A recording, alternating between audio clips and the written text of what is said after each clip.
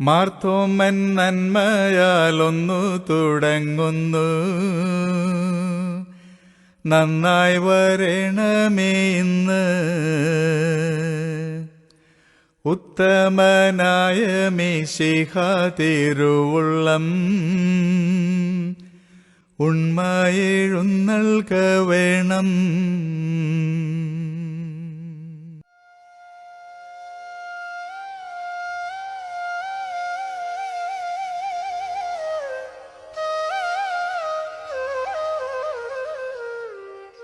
Old India, as it has often been called, has a rich history that dates back thousands of years. Many Hindu temples, both ancient and new, are seen throughout the country. Dynasties have come and gone over the centuries. Nearly 80% of the people of India are Hindu.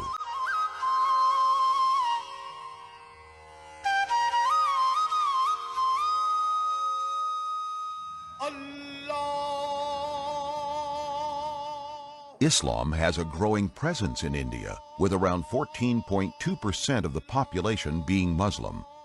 Islam first came to the western coast of India with Arab traders as early as the 7th century AD, and eventually spread from the north to the Malabar coast and then across India. 2.3% of India is Christian, having deep roots to early Christianity. In the 1st century, many Jews that had converted to Christianity, as well as other converts, escaped the persecution of Rome by following the trade routes all the way to India. These were known as the Syrian Christians. The Apostle Thomas landed on the coast of Kerala, India in 52 AD. His converts became known as St. Thomas Christians. Both groups followed the simple faith of the early apostles, and most kept the seventh-day Sabbath. The New World Encyclopedia states, their tradition goes back to the beginnings of first-century Christian thought and the 7 churches that are believed to have been established by St. Thomas the Apostle. The Nazarene preserved the original rituals of the early Jewish Christians, such as covering their heads while in worship and holding their ritual service on Saturdays in the tradition of the Jewish Sabbath.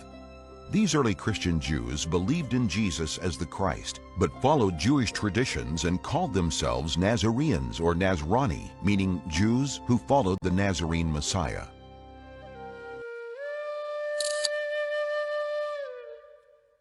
Why is this cross different from the ones we see in America? Good question. I'm glad you noticed it. You know, this is known as the Persian cross because the inscriptions on the side are in Sasanian Pahlavi or Middle Persian language. Now look at the other cross.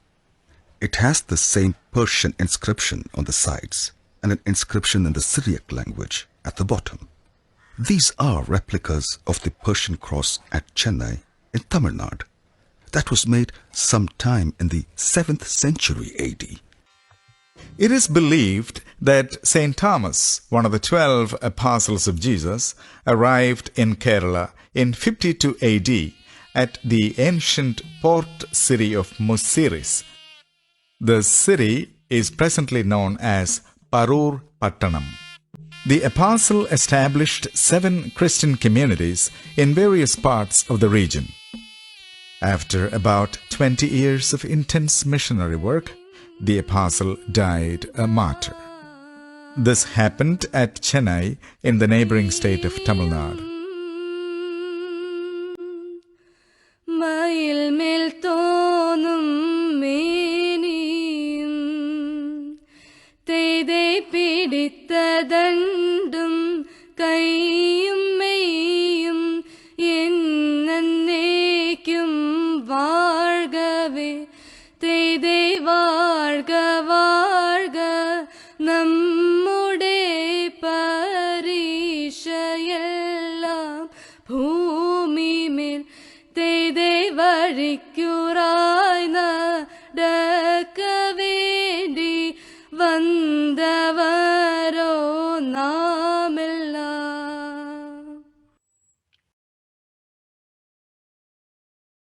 In 345 AD, a group of Christians from Persia, present-day Iran and Iraq, migrated to Kerala under the leadership of a merchant called Knai Tommen, Thomas of Cana. Their presence strengthened the Christian faith in this part of the world. Their cultures, Persian and Indian, fused with and enriched each other very smoothly and peacefully. As a result of this association, the Christian worship in Kerala developed according to the model of the Persian liturgy in the Syriac language.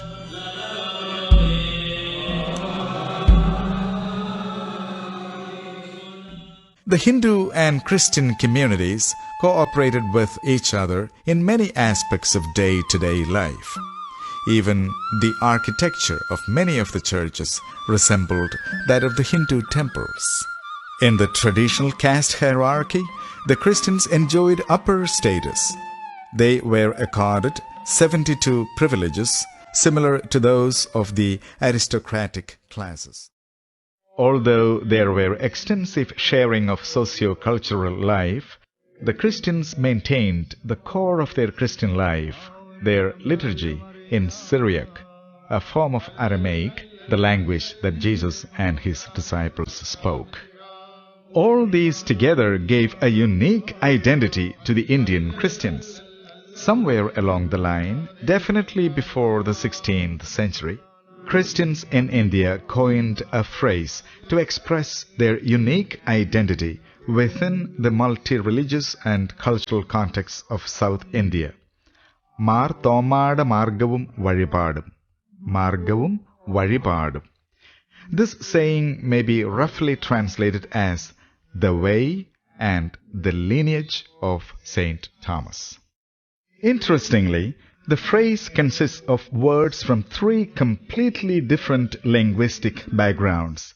From Aramaic, Mar, meaning holy, Lord, saint. Thoma, for Thomas. And from Sanskrit, Marg, that is way. And finally from Tamil, Vazhipad, meaning lineage. This combination of languages in the phrase is but one testimony to the confluence of cultures and thought processes that took several centuries to shape.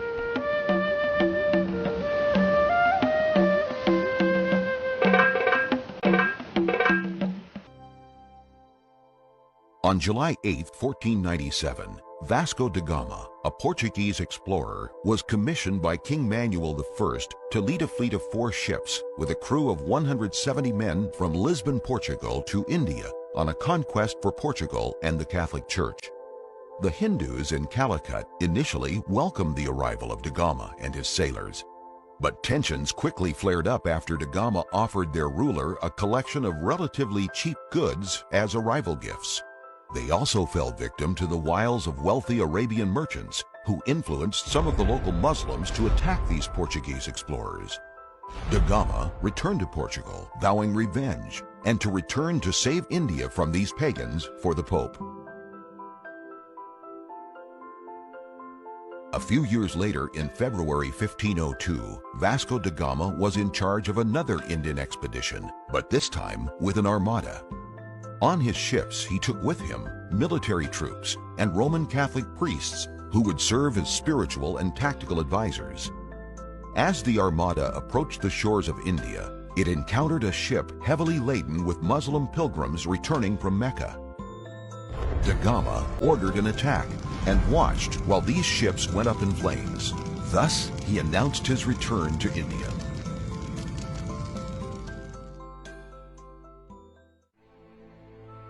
As da Gama and his accompanying priests made themselves known among the inhabitants along the Malabar coast of India, they were very surprised to encounter Christians living in this heathen land among the Hindus and Muslims. One must remember that Thomas and Syrian Christians looked to the Syrian Bible as their guide of faith. So when they first met these Portuguese Catholics, they were a bit surprised, as was recorded by the well-known historian Charles Gibbons. The historian Claudius Buchanan tells about the contact of the Portuguese Catholic priests with these native Thomas and Syrian Christians of India. These churches, said the Portuguese, belong to the Pope. Who is the Pope, said the natives. We never heard of him. We, they said, are of the true faith, whatever you of the West may be, for we came from the place where the followers of Christ were first called Christians, meaning Antioch. Because these natives would not bow to the supremacy of the Pope and the dominance of the Catholic Church, they soon found themselves in the midst of the Portuguese Inquisition. They were told, convert or die. Soon, the simple church of the Thomas and Syrian Christians was dominated by the Catholics. It was not till the middle of the 17th century that there was an uprising against the Jesuit priests for their oppression of the Syrian and Thomas Christian churches. A significant turn of events took place in Manticheri, near Cochin, on the Malabar coast, when the Thomas and Syrian Christians tied themselves to a large cross and swore an oath to separate themselves from the Catholic Church. Vasco da Gama brought Portuguese missionaries who started introducing the Western Latin Christian practices in Kerala, including liturgy in Latin. The missionaries also converted many local people into the Roman Catholic faith. Thus, the Latin Church flourished in Kerala through the zealous activities of the Jesuits, Franciscans, Carmelites, and others. Saint Francis Xavier was one of the pioneering missionaries. Now, back to the St. Thomas Christians. The St. Thomas Christians welcomed Vasco da Gama and his companions, who were pleasantly surprised to see a prosperous Christian community here. However, the initial exuberance faded slowly when the missionaries came to know more closely the life of the St. Thomas Christians. Politically, the St. Thomas Christians were subject to the local Hindu rulers. Ecclesiastically, they professed allegiance to the Chaldean Patriarch in Babylon and received bishops from the Persian Church. The Western Christians viewed the East Syrian Church as Nestorian, that is, followers of Nestorius, the Patriarch of Constantinople. Nestorianism had been condemned as a heresy. Besides, the missionaries who were unfamiliar with Eastern and Indian forms of Christianity became skeptical of some of the practices among the local Christians. Many years of uneasy debates went by. The last Persian Archbishop of India, Mar Abraham, died in 1597. During the vacancy, the leader of the Portuguese mission in India, Alexis Menezes, Archbishop of Goa, took an unprecedented step that changed the course of history of Christianity in India. The Archbishop decided, on presumed authority, to convene a synod with priests and laymen from every parish of the St. Thomas Christians in order to bring the Indian Church in conformity with the Latin Church.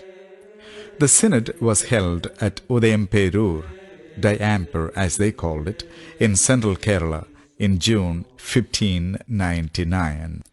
Following the synod, the Archbishop saw to it that a Portuguese bishop appointed over the Christians.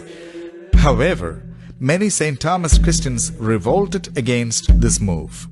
In 1653, a group of St. Thomas Christians gathered at the church in Mattancherry near Kochi and took an oath that they would never subject themselves to the authority of the Jesuit Archbishop Garcia. The event is known as Kunan Kurishus Satyam, that is, oath at the bent cross. According to oral tradition, the St. Thomas Christians who assembled at the Mattancherry church tied a rope around the cross installed at the premises. They took the oath holding the rope. Probably the cross bent over. At any rate, the bent cross oath became a watershed in the history of Christianity in India. The community was divided into two.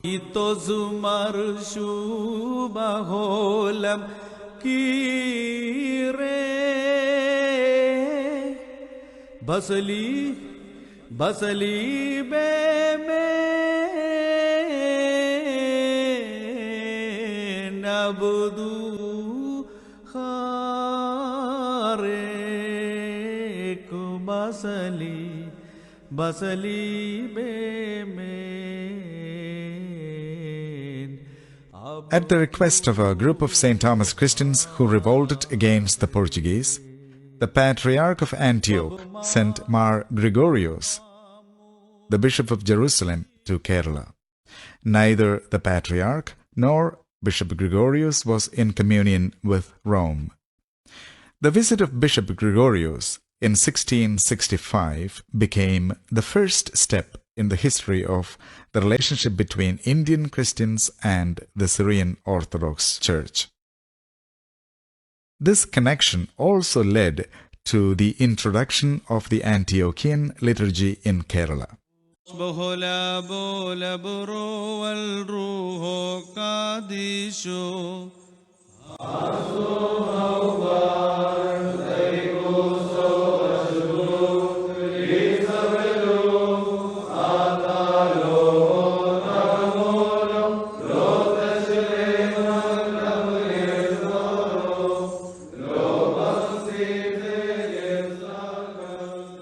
This liturgy is in West Syriac, whereas the Persian liturgy is in East Syriac.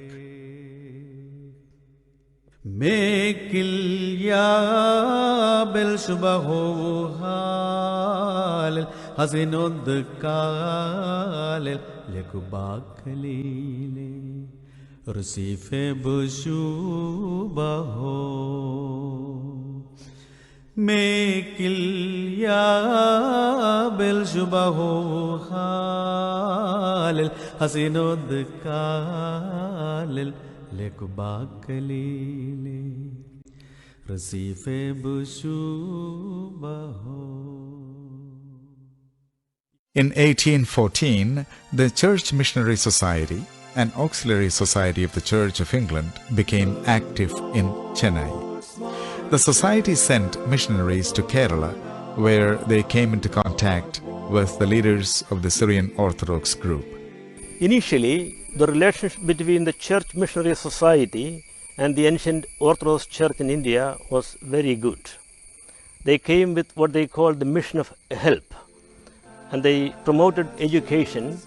The English language was taught for the first time in Kerala in this ancient building. And they helped us with the translation of the Bible from Syriac into Malayalam. They even started a press here to print the Bibles and other Christian literature. Eventually, the relationship between the British missionaries and the Orthodox Church turned sour as they tried to interfere with the doctrinal teachings of the Church. And they had to leave the seminary in some 10 years. But under the influence of the missionaries, a reformed party was born in the church, which finally led to the formation of the Martoma Syrian Church at the end of the 19th century. In the 1930s, yet another group under the leadership of the late Mar Ivanios reunited with the Catholic Church and came to be called Syro-Malankara Church. They continue to use the Antiochian liturgy. Today, the St. Thomas Christians live in a cluster of 8 sister churches, Syro-Malabar, Syro-Malankara, both in communion with the Catholic Church, Jacobite, Orthodox, Martoma Syrian, Church of the East, Independent Church of Thoriyur, and St. Thomas Evangelical Church. Besides, the Latin Catholic Church that had its beginning in India in the 16th century, the communion of the Protestant churches under the title Church of South India, as well as the Pentecostal churches are also part of the colorful spectrum of Kerala Christianity.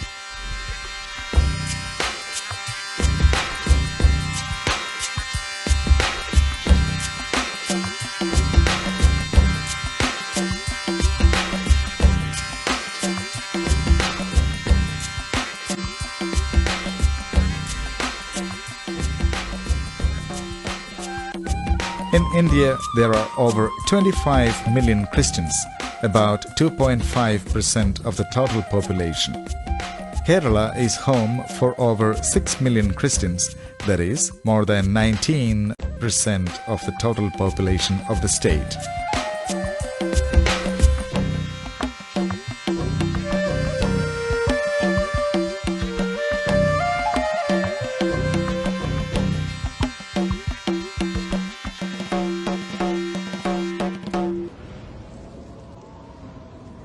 For God so loved the world that he gave his only Son, that whoever believes in him would not perish, but have life eternal.